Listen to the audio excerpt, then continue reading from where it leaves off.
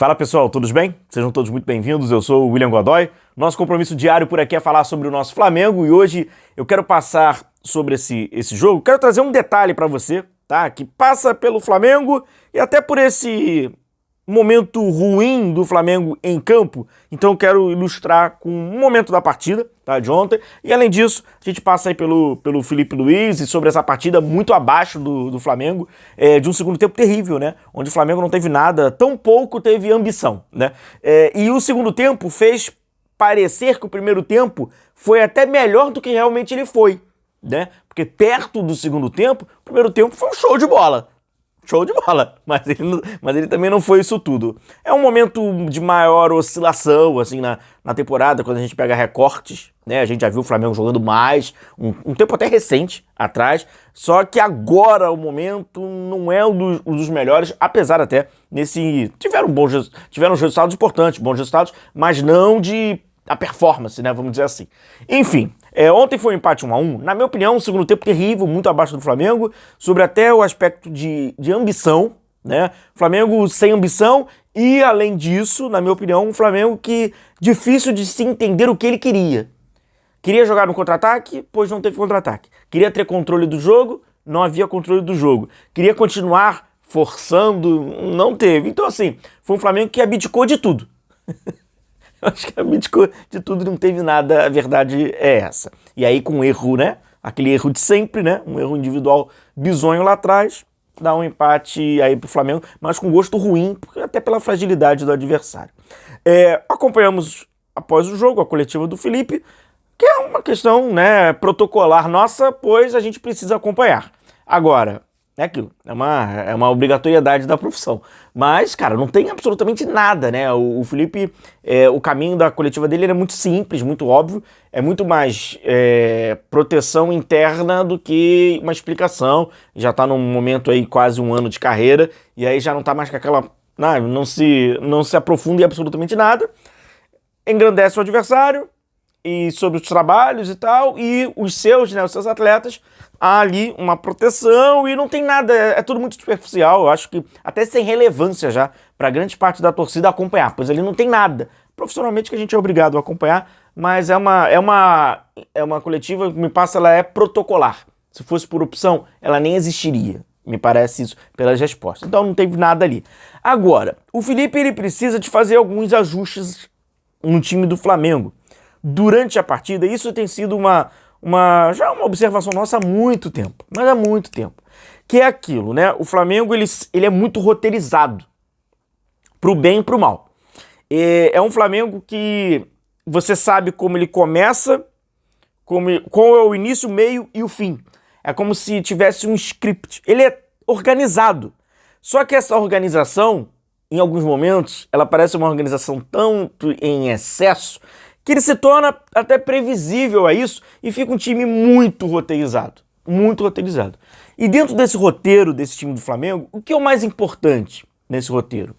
É os organizadores do time estarem sendo acionados e eles acionando alguém. Aí você vai falar assim, quem são os organizadores? Cara, se você falou Arrascaeta, você falou errado. Se você falou Samuel Lino, você falou errado. Se você falou Léo Ortiz e Léo Pereira, quase a sua impressão foi certa, mas você falou errado. Os dois organizadores são os meio-campistas. São os dois volantes do Felipe Luiz. Ontem, Everton Araújo começa com Everton Araújo e com o Jorginho.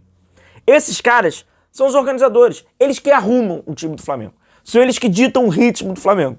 Se o Flamengo joga mais acelerado, se o Flamengo joga menos acelerado, se o Flamengo retém mais a bola, passa por esses caras. Esses caras, eles são fundamentais para o time do Flamengo acontecer. Eu sei disso, você sabe disso, e o adversário também sabe disso. Aí, a partir do momento que o adversário sabe disso, ele começa a marcar mais e melhor esses jogadores, se aproximando mais, tentando tirar mais espaço.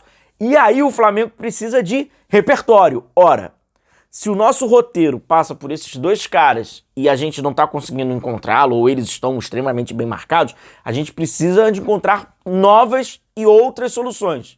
Aí que começa a ter um problema. E vamos lá, no jogo de ontem, por exemplo, o Jorginho, ele é um cara que está, né, muito mais apto a ditar um ritmo do que o Everton Araújo, evidente. Então, enquanto você tem um Jorginho ali, você tem um cara lúcido pra, né, vai batizando, né? Ali, não, peraí, eu me aproximo aqui, ele vai ditando o ritmo. Até o passe pro lado, ele é importante pra mexer, né, a defesa, e ele vai. Beleza. No decorrer da partida, já no momento péssimo do Flamengo no segundo tempo, ele precisa sair, e aí entra o Alan.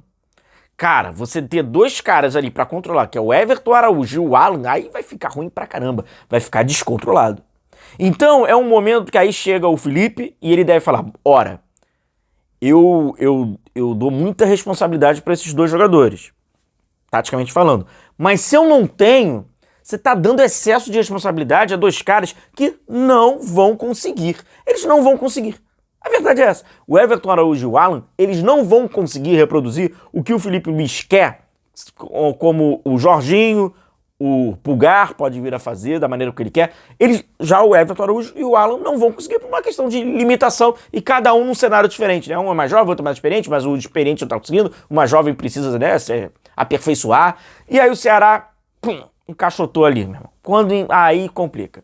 Por quê? Tu tira as primeiras opções do Léo Ortiz e do Léo Pereira, o jogo começa a ficar mais amarrado, e aí na frente a bola começa a bater e voltar, aí fica um Flamengo descontrolado. O jogo do Flamengo pede muito uma lucidez e categoria mesmo, tratar bem a bola desses dois jogadores do meio de campo. Quando eles não fazem isso, o Flamengo fica sem repertório. E aí vamos pro Felipe, a leitura do Felipe. Até com a chegada agora dos reforços, né, o Saul novamente jogou pelo lado direito, fazendo a função ali do Gerson, não jogando por dentro, né? O Felipe precisa trabalhar mais ao longo aí dessa temporada o repertório do Flamengo, pois é muito mais fácil para o Felipe ajustar, né, do que achar que também aquele radicalismo, né? Muitas das vezes o radicalismo burro. Tá tudo errado, nada presta e recomeçar do zero. Ajustar é muito mais fácil que fazer uma reforma completa do nada, né? Então precisa ter essa visão, né, de que alguns ajustes precisam ser feitos. E aí vem uma questão crítica, né? Essa avaliação crítica interna do Flamengo de reconhecimento de que, cara, apesar de alguns resultados recentes aqui, mais bons resultados, não é um rendimento de um Flamengo que está criando muito, né? Há pouquíssimo tempo a gente falou numa oportunidade que o problema do Flamengo antes era perder muito gol. O problema agora do Flamengo não é nem perder gol, é não criar oportunidades, nem que sejam para que sejam perdidas. Então você não está nem perdendo oportunidades, né? Porque cria-se muito pouco. E aí tem que entender, quando o time joga muito defensivo, enfrenta o Flamengo, e a grande maioria dos times vão jogar assim, natural que a sua taxa, né, de criação de jogadas serão menores. Agora, tão menor, não há solução, aí tem que ser analisado. Ao longo aí das últimas horas, eu estava acompanhando bastante as redes sociais, pois eu quero fazer um conteúdo de véspera da Copa do Brasil. E aí é evidente, né, que as redes sociais vão se proliferando essas manifestações. Eu acho que dá para ter um pouquinho mais de... Ai, meu Deus do céu. Dá para ter um pouquinho mais de calma, né, e solicitar um ajuste. Né? A solicitação de um ajuste, eu acho que ela é mais pontual e que, né, para que as coisas voltem a caminhar melhor, atuar bem, jogar bem, e aí o Flamengo ter mais repertório, ser menos previsível. Ser roteirizado, organizado é muito bom. Só que às vezes no futebol, a falta de espontaneidade, ela acaba esbarrando num pragmatismo. O futebol, a linha é bem fina entre o excesso de organização, o pragmatismo e a falta de espontaneidade. Às vezes me parece que o Flamengo é nada ou nem um pouco espontâneo. O excesso de roteiro faz o Flamengo ser fácil de ser lido pelo adversário. E a permanência desse estilo, desse perfil, pelo Felipe Luiz, deixa o Flamengo ainda mais, como a gente, em aspas, né, já falou há tanto tempo, né, o monotático.